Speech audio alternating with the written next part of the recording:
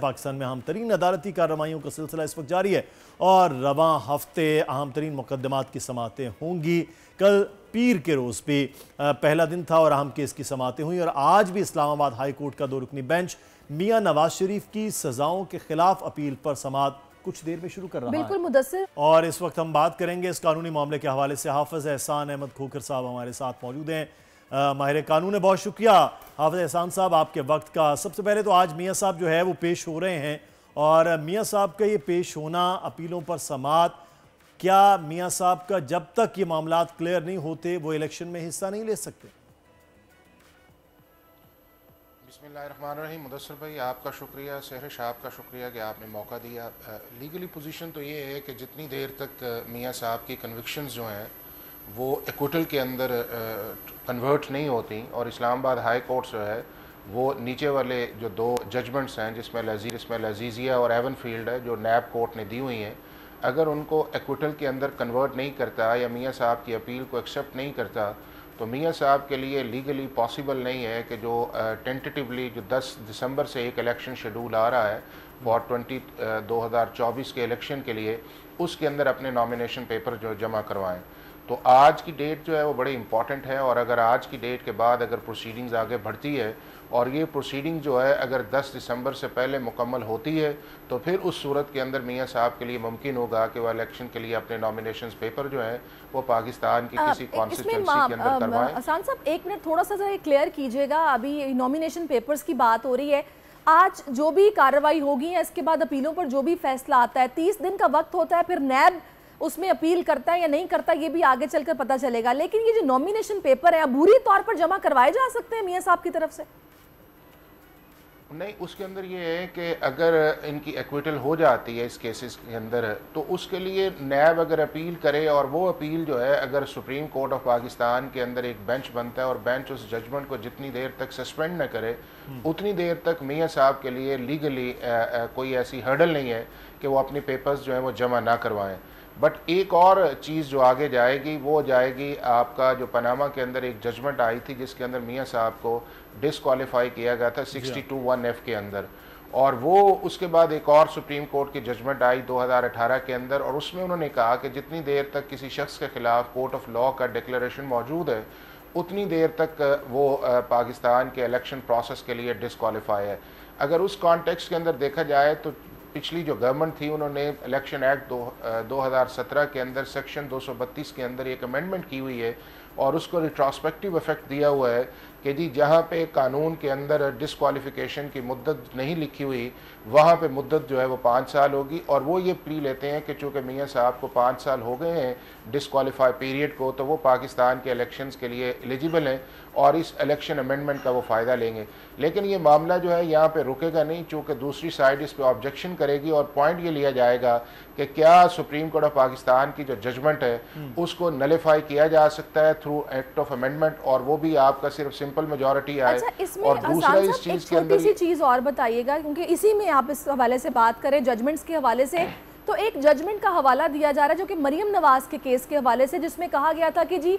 मियाँ साहब का कोई एसेंट बियॉन्ड मीन्स के हवाले से कोई इस तरह का सबूत नहीं मिल सका या शवाहिद नहीं मिल सके जिसमें मरियम को भी कुछ रिलीफ मिल गया था। तो कहा जा रहा है कि उससे कि ये जो कार्रवाई अभी चल रही है इसमें ज़्यादा चांसेस हैं कि मियाँ साहब को रिलीफ मिल सकता है। क्या कानूनी इसमें पेचीदगियाँ हो सकती हैं अगर हों तो? जो आज वाली प्रोसीडिंग्स के बारे में आप बात कर रही हैं जी, उसमें यह है कि जब एवन फील्ड वाला मामला चला था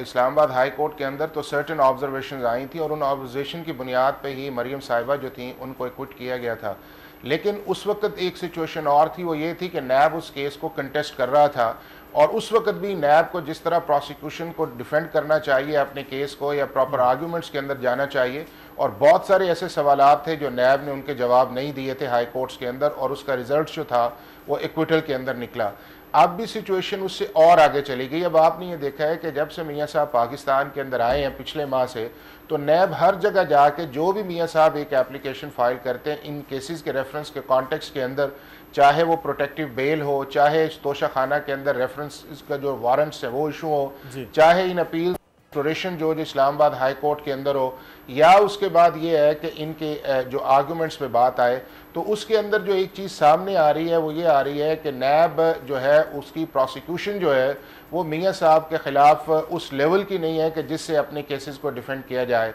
और किसी भी क्रिमिनल जस्टिस सिस्टम के 3 स्टेक होल्डर्स होते हैं, 3 प्लेयर्स होते हैं। एक उसके अंदर स्टेट यानी कि उसको रिप्रेजेंट प्रोसिक्यूशन करती है, दूसरा एक्यूज्ड है और तीसरे जज साहब होते हैं। अब अगर प्रोसिक्यूशन जो है वो अपने केस को डिफेंड ही न करे या अपने केस को प्लीड ही न करे, या जो डिफेंस वाली साइड है उसके आर्गूमेंट्स को मान ले, तो फिर जज के पास कोई ऑप्शन नहीं होता कि वो जो बात एक्यूज कर रहा है या डिफेंस साइड कर रहा है उसको माने ना। तो अब सिचुएशन ये है कि आज भी आप देखिएगा कि प्रोसीडिंग्स अगर पिछले 1 माह की कंटिन्यूटी के अंदर देखा जाए तो आज भी जो नैब जो है वो इसी तरह बात करेगा जो पिछली की हुई है, और इसीलिए कहा जा रहा है कि मियाँ साहब के जो ब्राइट चांसेस हैं लीगल कि उनकी जो एक्विटल है वो उसके अंदर हो जाएगी। लेकिन वो टाइमिंग बड़ा इंपॉर्टेंट है, और उस टाइमिंग के अंदर जो पहला एक जिसे आप ये कहें कि हर्डल्स थी वो मियाँ साहब ने क्रॉस कर लिया। चूँकि यूजुअली जो है आपकी क्रिमिनल अपील्स जो हैं अगर आप स्पेशली आप एब्सकॉन्ड भी किया हो तो वो जल्दी नहीं लगती, तो वो इस्लामाबाद हाई कोर्ट के अंदर जल्दी लग गई हैं और आज उन पे हेयरिंग है। और ये सारी चीज़ें जो हैं अगर इसको 10 दिसंबर से पहले जो है मुकम्मल ना किया गया तो वो जिस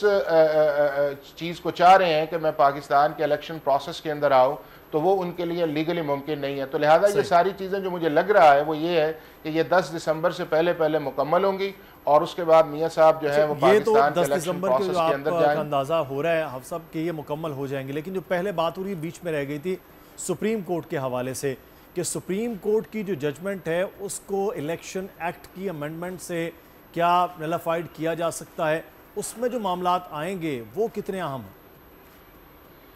देखिए वो बड़े इंपॉर्टेंट मामलात हैं। पाकिस्तान के एक्ट ऑफ पार्लियामेंट से आप सुप्रीम कोर्ट ऑफ पाकिस्तान की जजमेंट को नलिफाई नहीं कर सकते, एक चीज़। दूसरी चीज़ ये है कि सुप्रीम कोर्ट की जो जजमेंट है वो बाइंडिंग होती है पाकिस्तान के तमाम स्टेट इंस्टीट्यूशंस के ऊपर। तीसरी चीज़ ये है कि क्या 2023 के अंदर जो अमेंडमेंट आई है इसको आप रिट्रोस्पेक्टिव इफेक्ट जो है वो 2018 से पहले दे सकते हैं या नहीं दे सकते हैं। और चौथी चीज़ इसके अंदर ये आई है कि जब सुप्रीम कोर्ट का एक बेंच जो है वो क्वेश्चन ऑफ लॉ या कॉन्स्टिट्यूशन इंटरप्रिटेशन कर दे तो क्या उस कॉन्स्टिट्यूशन इंटरप्रिटेशन को एक एक्ट ऑफ पार्लियामेंट जो है जो उससे नीचे वाली लेजिस्लेशन है उसके ज़रिए उस जो इफ़ेक्ट है उस जजमेंट के उसे ख़त्म किया जा सकता है कि नहीं किया जा सकता। तो ये सारे क्वेश्चन जो है पहले आएंगे इलेक्शन जो आपका प्रिजाइडिंग ऑफिसर है जो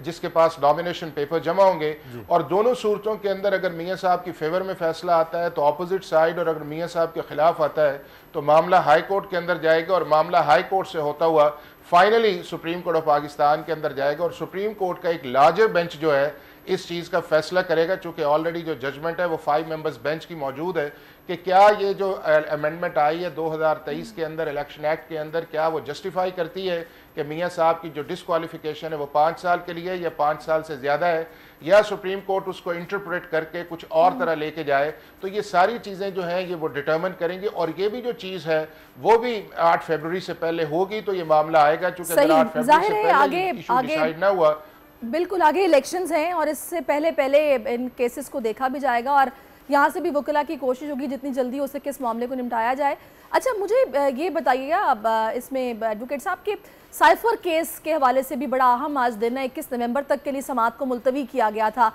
उसमें आप क्या पेचीदगियाँ देख रहे हैं, क्योंकि ये भी इम्कान जाहिर किया जा रहा है कि हो सकता है खान साहब को रिलीफ मिल जाए? देखें साइफर केस का जो इस वक्त इस्लामाबाद हाई कोर्ट के अंदर चीज़ चल रही है वो मेरिट्स पे नहीं चल रहा, वो उसकी टेक्निकलिटीज़ हैं, और टेक्निकलिटीज़ उसके अंदर ये हैं कि क्या जो जेल के अंदर ट्रायल किया जा रहा है, नंबर 1 तो ये है कि जेल के अंदर जो ट्रायल किया जा रहा है वो इन कैमरा नहीं है बल्कि वो एक डेजिग्नेट प्लेस की गई है, वहाँ पे ट्रायल हो सकता है। अब उसके अंदर 2 चीज़ें बड़ी इंपॉर्टेंट है जिस पर इस्लामाबाद हाई कोर्ट आज जाएगी कि क्या फेडरल गवर्नमेंट की प्रायर अप्रूवल ले ली गई थी और जज साहब ने उसके बाद इस चीज़ को इशू किया है, नंबर 1। और नंबर 2 उसके अंदर ये आएगा कि क्या जज साहब ने जब जेल ट्रायल के मुतल्लिक़ लिखा तो क्या उन्होंने अपनी सुपरवाइजरी जो जुरिस्डिक्शन थी वो इस्लामाबाद हाई कोर्ट से कॉन्फ्रेंस ली या हाई कोर्ट ने इसे को हेड का। इसलिए आपने देखा है कि कल उन्होंने रजिस्ट्रार को बुलाया बेंच ने और उन्होंने कहा कि आप हमें इन 2 क्वेश्चंस का जवाब दें। अगर तो इसकी रिट्रोस्पेक्टिव इफेक्ट दिया गया है और बाद के अंदर इसको कैबिनेट ने through circulation of summary approve किया गया है, तो मेरा ये ख्याल ये है कि इस्लामाबाद हाई कोर्ट जो है वो टेक्निकल ग्राउंड्स के ऊपर ये कहेगा कि हम इसके मेरिट्स पे नहीं जाते, लेकिन चूंकि अप्रूवल या कॉम्पिटेंसी जो है वो कैबिनेट ने बाद के अंदर दी है और उससे पहले जो है जेल ट्रायल जो है वो स्टार्ट हो चुका है, तो हम इस प्रोसेस को जो उसने किया हुआ है स्पेशल जज साहब ने उसको सेटिसाइड करते हैं और उसके बाद ये कहेंगे कि ये ट्रायल जो है इसको उस जगह होना चाहिए जहाँ जज साहब बैठते हैं। लेकिन एक चीज़ मुदस्सर मैं आपको बताऊं कि ये ट्रायल होना कहाँ चाहिए, किस जगह होना चाहिए, ये वैसे प्रेरोगेटिव जो है ये फेडरल गवर्नमेंट का या प्रोविंशियल गवर्नमेंट्स का होता है, लेकिन इस चीज़ के अंदर जो लीगल और प्रोसीजरल लैप्सेस जो आए हैं शायद उसका जो एडवांटेज है वो फॉर्मर चेयरमैन प्राइम मिनिस्टर जो है वो उस चीज़ का लेंगे। और अगर ये चीज़ आई तो फिर प्रोसीडिंग्स जो है वो कर रहे थे कि टेक्निकलिटीज पर है, तो ये सारा टेक्निकलिटीज का मामला किस जानिब जाते हैं। बहुत शुक्रिया। सब्सक्राइब करें और बेल दबाएं ताकि कोई खबर रह न जाए।